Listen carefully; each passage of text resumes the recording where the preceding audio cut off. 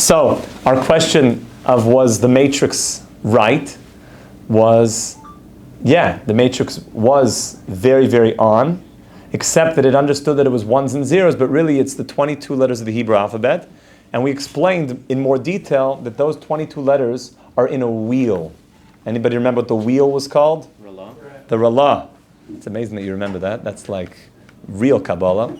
It's the Ralah Sha'arim, the 231 pointed wheel that moves around, where all the letters of the Hebrew alphabet meet up, an aleph to a beis, and then an aleph to a gimel, then an aleph to a dalid, and they meet up each one, then a beis to an aleph and a beis, and they go all the way around. And all those permutations is 231, where different letters can switch, both order, or they could switch to a different letter. And we said that, this is the part that we said if you fell asleep, it meant that you were the student of the Arizal that wasn't meant to hear it. So, that fell asleep in the middle of class. So,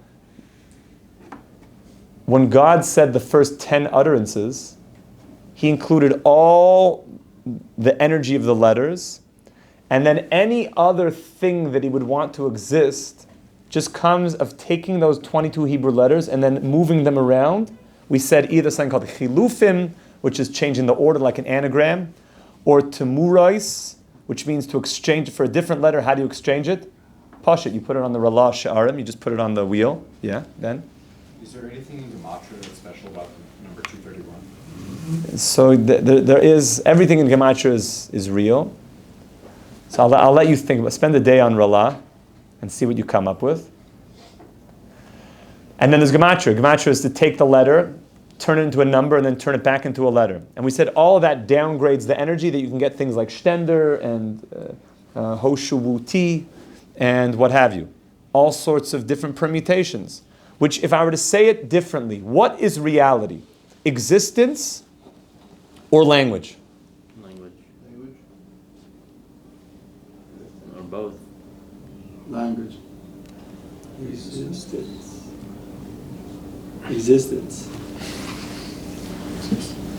language of existence? It's very poetic. Kind of language without I think language is existence. You can have existence. Existence, I mean, Stenders and like I mean, it's the not stars real, and the sun and angels, demons. So the answer is, language is reality, existence is just a convention. Language is reality, existence is a convention. In other words, the universe happens to exist, if Chaim Miller has this line, happens to exist because Hashem utters specific words and letters.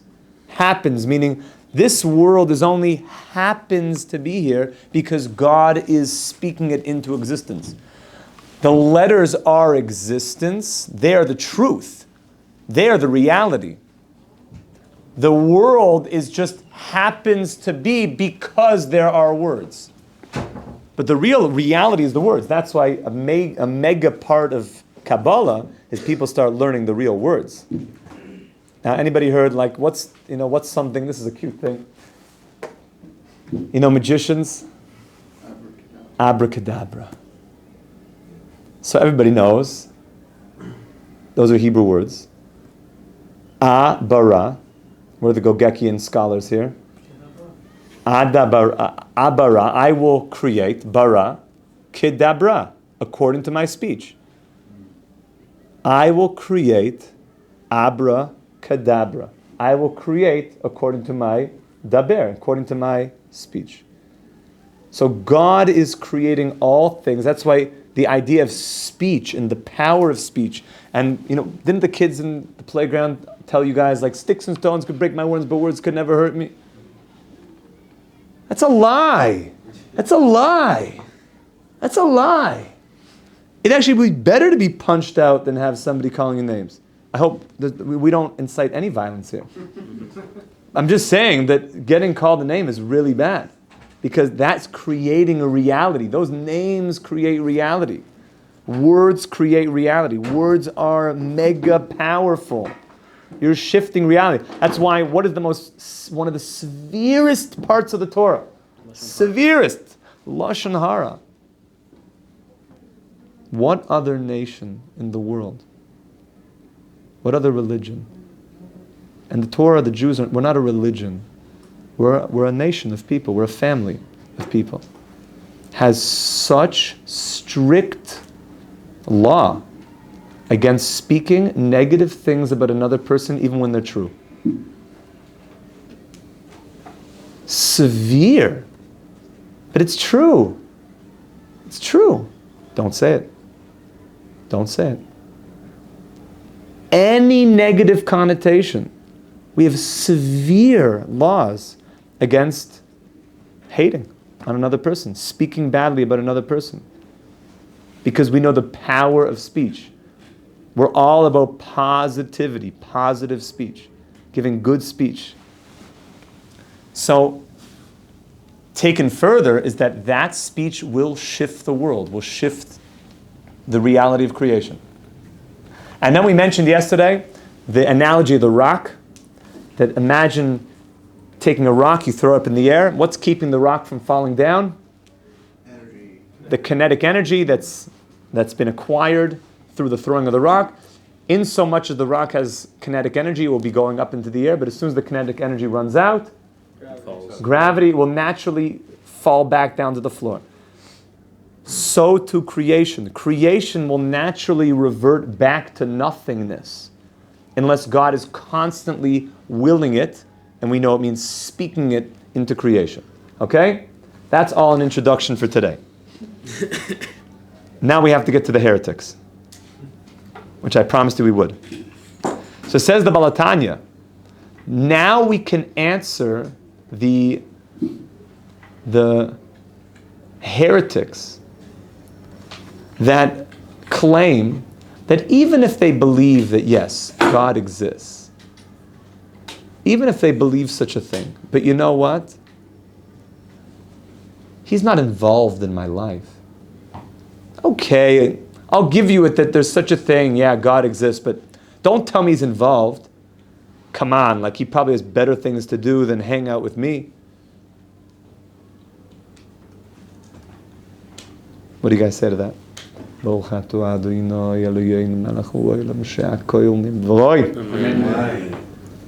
if that was true, existence would go poof.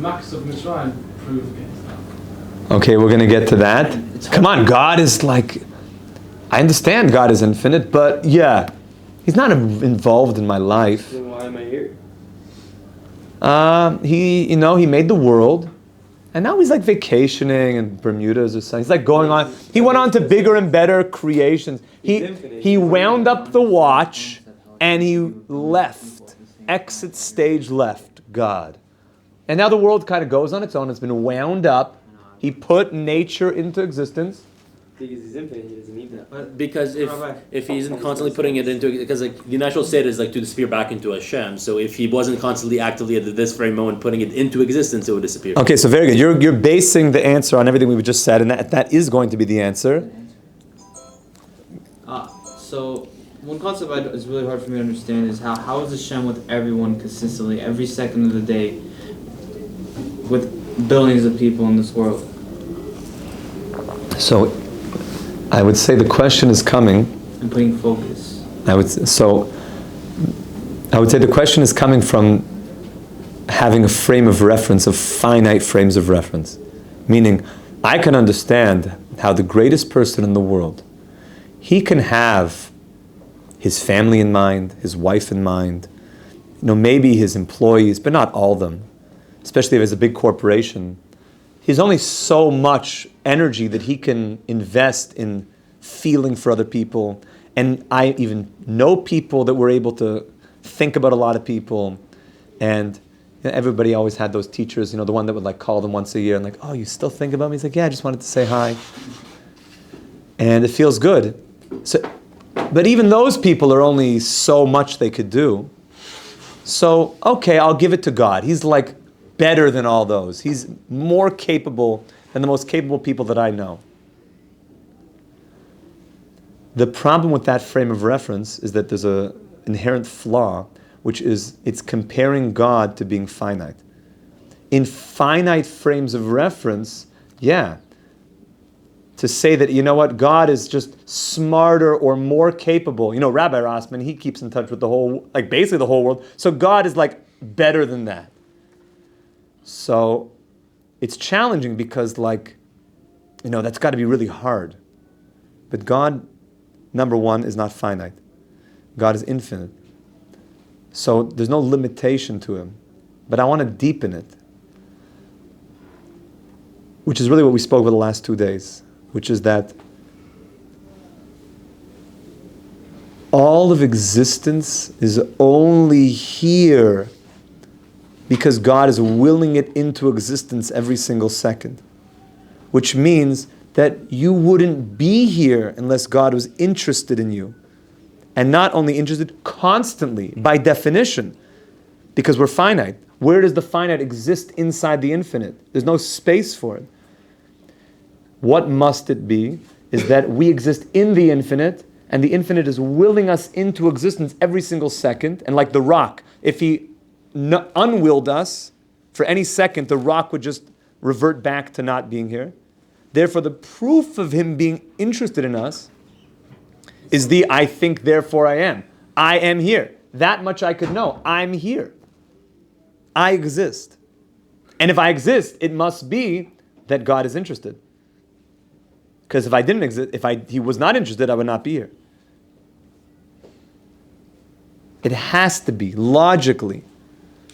Now you could say, yeah, but how do you know anything, Rabbi? If you have someone like that, like I'll see you downstairs, like, are we meeting today? Yeah, I'll meet you downstairs by the coffee nook. You never know. Like, I don't know if I'll be there.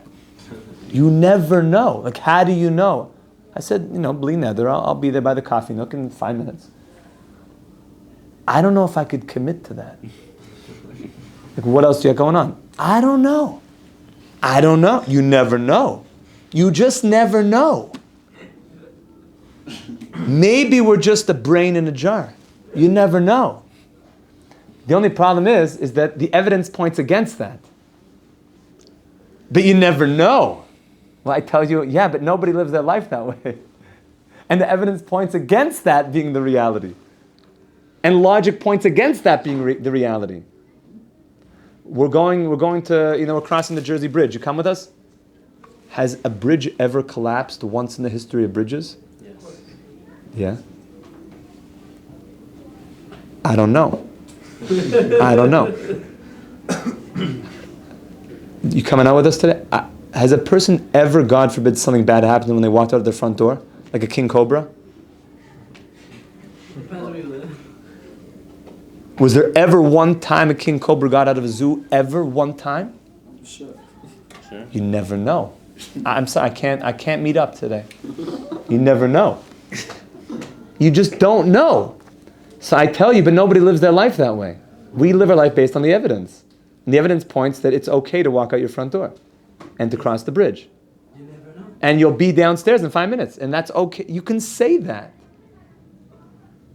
And therefore you can also say that based on the evidence and the logic that infinite and finite, there can't be a coexisting unless we understand that the infinite is constantly creating the finite and we're inside the infinite. And that the finite needs the infinite, is an extension, so to speak, not in space, but is constantly being created from the infinite. It means the infinite is into us, is interested in us, wants us, loves us, believes in us, if you will. To use a language of like wants to invest in us. Wants to keep the project going. That's amazing. So back to the heretics. I guess we'll have to do heretic, part 2 tomorrow. The heretics who claim, God left. What is the source of their mistake? Says the Balatanya. I'm just going to quote it now, and then we'll go deeper into it tomorrow. So says the Balatanya. They agree that there might be a God, but they say, God is not involved in my life. He's not interested in me. He's not aware even. So look what he says, very strong words. Shetoim b'dimyonim ha'koizev, that they make a mistake in their very mistaken fantasy thoughts. Ma'isa Hashem, oiseh shamayim va'aretz, They compare the acts of a heavenly God, a God of infiniteness. L'maisa enosh b'tach b'loisav. They compare the way that God works to their own finite frames of reference. For example, ki kasher yotzel etzayrif kli. When a metal worker makes a golden goblet, makes a kiddush cup made out of solid gold. Shuv ein hakli tzarach lidei hatzayrif. So the metal worker and the vessel no longer need each other. The metal worker took a 10-ounce piece of gold, a pound of gold perhaps, fashioned it into a goblet, and now the goblet sits on the shelf, and the metal worker could go about his day and go to the shuk, go buy a burger's bar, go play Smash Brothers, what have you. League of Legends, is that a game also? Yeah. It is a game? Fortnite. Same category of things? Machloikis. So, probably a lot of it is Bittelsman, I'll tell you the truth. But the goblet does no longer need the goblet maker. The goblet exists, it sits on the shelf, and does not need continual existence. Once it's made, the maker can go. So these fools, what do they say? They want to compare God to the goblet maker. That God came, He made this world, He fashioned it together. He took a lot more than 1 or 2 pounds of gold. He took all the periodic table and He formed it all together. And He took all the elements and He made this wondrous world. And then He wound up the watch and He spun the wheel. And then God said, I'm going to play League of Legends. I'm out of here.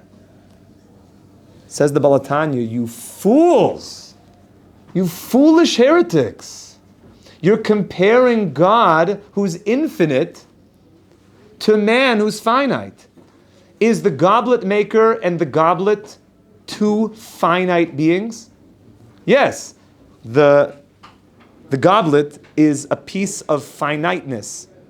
You're right, it was a chunk of gold that turned into a goblet of gold. But it's called yesh miyesh. Right? The piece of the gold bar is a yesh. It's something. It's a created thing. So the goblet maker came along and he just formed the goblet. But it's the same thing, just a new form, and it didn't need you to begin with, and it still doesn't need you. But the creation of the world is yesh me'ayin. God is infinite. The world is finite. The creation of the world is not like taking a finite thing and then molding it together into something else, like taking some soup, which, by the way, there's no answer from the evolutionary perspective of the creation of the world. They're like, oh yeah, the creation of the world is at odds with evolution. How so? You know, because we believe in the soup. Where did the soup come from? Oh, it doesn't say that in my book. You know, end of class. School dismissed. Where did the soup come from? Answer that question. The soup is finite. The soup is finite. So this world is not taking a finite thing and fashioning it. There's no world. It's God being infinite, constantly creating. And therefore, there's no such thing as God leaving the world. If He left, there'd be no world. And therefore, by the virtue that we exist, God is interested in us and involved with our lives. We're going to continue with our approach to the heretics. Tomorrow, have a wonderful day with Mashiach Tzidkeinu B'mehera V'Amen. Amen. Rabbi, could you say that it's analogous to kind of